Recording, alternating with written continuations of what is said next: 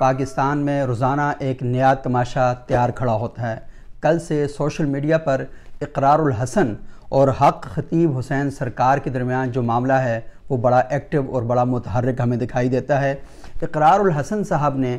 حق خطیب حسین کو چیلنج کیا اور آج سے کچھ عرصہ پہلے انہوں نے بتایا کہ حق خطیب حسین ایک فراڈیا ہے، ایک ٹھگ ہے، ایک دو نمبر ہے۔ اقرار الحسن صاحب نے اس پر پورا ایک پروگرام کیا اور حق خطیب حسین کی جو کرامات تھیں وہ مکمل طور پر انہوں نے اوپن کی، ایکسپوز کی۔ انہوں نے ایک بندے کو بٹھایا ہوا تھا اور جس طرح حق خطیب حسین اپنی کرامات دکھاتے ہیں تو اقرار الحسن صاحب نے پورا گیٹ اپ اختیار کیا اور شف کر کے انہوں نے وہ سارے کام کیے جو حق خطیب حسین کرتے ہیں، اور آنکھوں سے زنجیر نکالنا، منہ سے پتہ نہیں پتھر اور پتہ نہیں کیا کیا جو چیزیں ہیں وہ نکالنا، وہ سارا کام جتنا بھی ہے انہوں نے کیا۔ اس پر جو حق خطیب حسین کے ان کے ساتھ جو منسلک لوگ ہیں انہیں بڑا اشتعال پھیلا، بڑا غصہ آیا اور انہوں نے اقرار الحسن کے خلاف پوری کمپین چلائی، اور ادھر سے کچھ علماء بھی اقرار الحسن صاحب کی حمایت میں آگے اور ممبر و محراب سے اقرار الحسن صاحب کے بارے میں باتیں ہونا شروع ہو گئیں۔ مفتی طارق مسعود صاحب نے کہا کہ ہم ساتھ ہیں اقرار الحسن صاحب کے جو انہوں نے بات کی ہے۔ پھر اسی طرح بریلوی مسلک کے جو علماء ہیں، ایون کہ کئی صوفیاء ہیں، انہوں نے کہا کہ اس طرح کے لوگ ہیں جو خانقاہوں پر، درباروں پر لوگوں کا جو اعتماد ہے اور ٹرسٹ ہے اسے ڈسٹرب کرتے ہیں، خراب کرتے ہیں، تو ہم اقرار الحسن صاحب کی سپورٹ کرتے ہیں۔ یہ سلسلہ چل رہا تھا تو درمیان میں ایک انٹری ہوئی اور وہ انٹری تھی اویس ربانی صاحب کی۔ اقرار الحسن صاحب بھی صحافی ہیں، ٹی وی کے اینکر ہیں، ARY میں کام کرتے ہیں، اور اویس ربانی صاحب بھی اسی طرح جرنلسٹ رہے ہیں اور ٹی وی اینکر ہیں، جی ٹی وی پر اور جیو ٹی وی پر بھی وہ پروگرام کرتے رہے، مذہبی موضوعات زیادہ وہ کرتے ہیں۔ آج کل میں اور مولانا کے نام سے یوٹیوب پر ایک اپنا شو بھی کر رہے ہیں۔ اویس ربانی صاحب نے بھی اس سے پہلے ایک بڑا مارکا سر انجام دیا ہوا ہے، اس پر میں بات کروں گا، لیکن اویس ربانی صاحب نے دوبارہ سے یہاں پر ایک انٹری ماری اور اویس ربانی صاحب نے یہ کیا کہ اقرار الحسن صاحب کو اور حق خطیب حسین صاحب ان دونوں سے کہا کہ آپ لوگوں نے اکٹھا ہونا ہے اور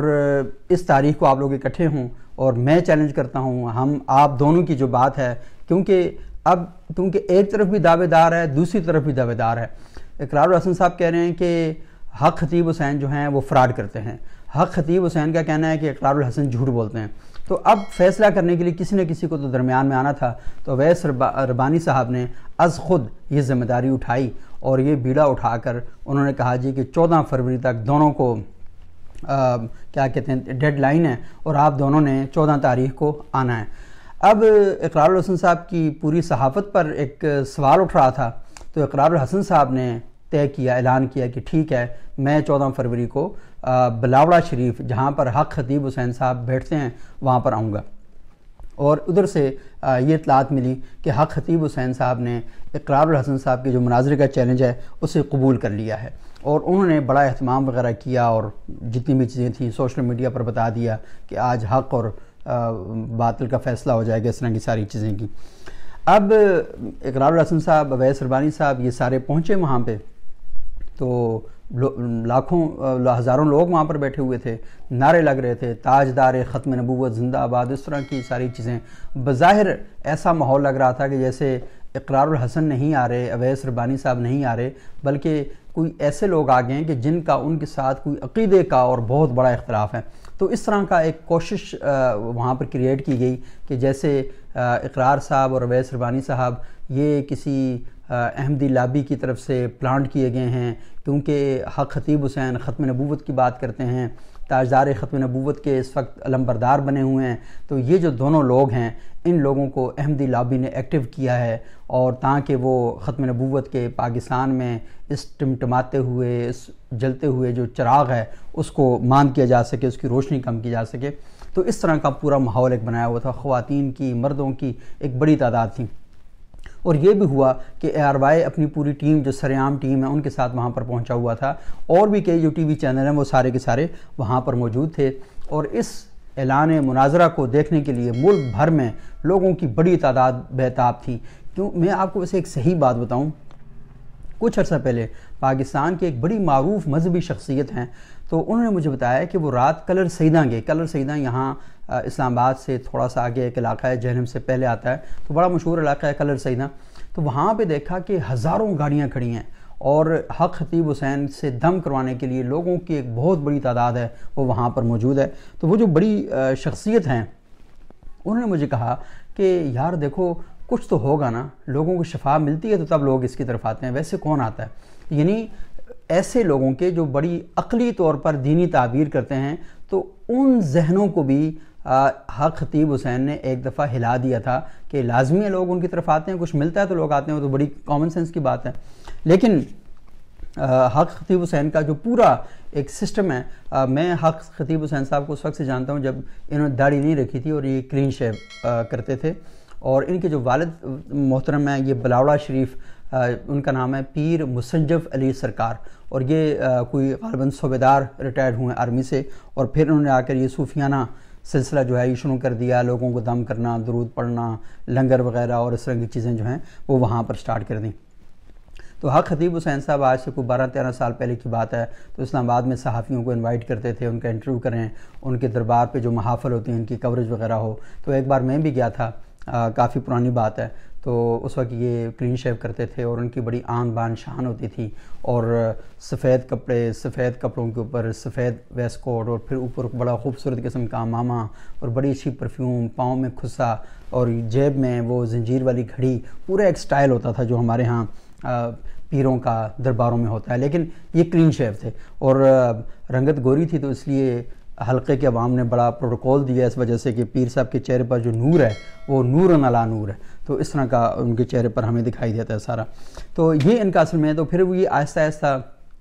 ایکٹیو ہوتے رہے، اور کچھ لوگوں کا کہنا ہے کہ ان کے پاس نہ دینی علوم ہے اور نہ دیگر علوم ان کے پاس ہیں، لیکن یہ ہے کہ بہرحال ان کی گدی چل پڑی، دم درود کا سلسلہ شروع ہو گیا، اور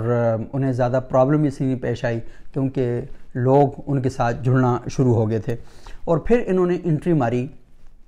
مذہبی طبقے کے اندر، اور یہ جو ختم نبوت والا ایشو ہوا آیا، خصوصاً سلمان تاثیر صاحب کا جو مرڈر تھا، ممتاز قادری والا جو ایشو تھا، تو انہوں نے وہاں پر داخل ہوئے، اور وہاں سے ہوتے ہوئے ختم نبوت کانفرنسوں کا انعقاد کرنا، تاجدار ختم نبوت کے نام سے ریلیاں نکالنا، اور پھر بڑے بڑے اجتماعات کا انعقاد کرنا، اور وہاں پر لوگوں کی بڑی تعداد، اور یہاں تک کہ ہمارے جو سابق وزیر مملکت اور پاکستان کے بڑے معروف اینکر تھے عامر لیاقت حسین صاحب، یہ انہیں بھی اپنے پروگراموں میں بلاتے تھے، اور بڑے بڑے اس طرح کی شخصیات کو لاتے تھے۔ یہاں اسلام آباد میں ایک بہت بڑی محفل نعت ہوتی ہے جس میں ہزاروں لوگ شریک ہوتے ہیں، تو اس کے یہ چیف گیسٹ ہمیشہ بنتے تھے، اور پاکستان ہی نہیں، پاکستان کے باہر بھی ان کے مریدین کا ایک بڑا حلقہ تھا، اور سوشل میڈیا کا انہوں نے بڑا زبردست استعمال کیا۔ اپنی کرامات جب بھی وہ دکھاتے تھے تو سوشل میڈیا پر اس کی تشہیر ضرور کرتے تھے۔ اب جو اویس ربانی صاحب بیچ میں انٹر ہوئے اور یہ لوگ وہاں پر پہنچے، تو وہاں پر بقول اقرار حسن صاحب کے انہیں 4 گھنٹے تک 3 گھنٹے تک یہ رمال بنا کے رکھا، اور اس سارے ٹائم پر ایک بار بھی حق خطیب حسین صاحب قرآن کی کوئی آیت نہیں سنا سکے، اس کی تلاوت نہیں کر سکے۔ اچھا، یہاں پر ایک تھوڑا سا سوال پیدا ہوتا ہے، یہ تو میرے لیے بہت ہی حیران کن بات ہوگی کہ حق خطیب حسین صاحب کو ایک آیت بھی قرآن کی نہ آتی ہو، لیکن بعض اوقات اس طرح ہو جاتا ہے کہ جب آپ کسی سے کہتے ہیں نا آپ مجھے قرآن کی آیت سنائیں اس سٹائل میں، تو اگلا بندہ کہتا ہے میں کیوں سناؤں، مطلب ایسا کیوں وہ کروں نا، اور پھر اچھا آپ کہیں گے اچھا آیت سنا لی، اچھا اس کا ترجمہ سنائیں، پھر یہ تو اس طرح کا ہوتا ہے۔ تو جب آپ ضد میں چلے جاتے ہیں، مناظرہ اصل میں یہی چیز ہوتی ہے کہ جس میں آپ ایک دوسرے کو چیلنج کرتے ہیں اور پھر ایک دوسرے کو نیچا دکھانے کی کوشش کی جاتی ہے۔ تو مجھے نہیں لگتا کہ حق خطیب حسین صاحب اتنی کوئی فارغ آدمی ہے کہ انہیں قرآن کی کوئی آیت ہی نہیں آتی ہوگی۔ لازمی ایک عرصے سے وہ مذہبی تقاریب میں شرکت کر رہے ہیں، محافل میں جاتے ہیں، وہاں پر وہ تقریریں کر رہے ہوتے ہیں، تو تقریریں لازمی جب وہ کرتے ہیں تو قرآن کی آیات وغیرہ تو پڑھتے ہی ہوں گے۔ لیکن ایک اور صاحب ہیں کمیل احمد معاویہ صاحب، یہ بات انہوں نے سٹارٹ کی تھی کہ وہ قرآن کی ایک آیت بھی نہیں پڑھ سکتے وہاں پہ، تو اس کے بعد یہ سارا جو سلسلہ شروع ہو گیا۔ لیکن اب اس کا اینڈ ہوا ہے، اور اینڈ اس طریقے سے ہوا ہے کہ حق خطیب حسین صاحب اپنے دعوے کر رہے ہیں، اور اقرار الحسن صاحب اپنا دعویٰ کر رہے ہیں کہ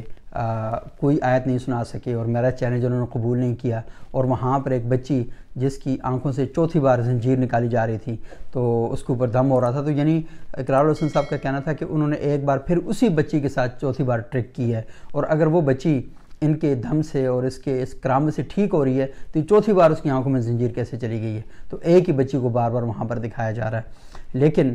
بنیادی بات یہ ہے کہ ہماری قوم تماشا پسند کرتی ہے، اور میں نے بھی ویلاگ اسی لیے کیا ہے کہ آپ لوگ بھی تماشا بہت زیادہ پسند کرتے ہیں، تو خدا کے لیے ان تماشوں سے باہر نکلیں۔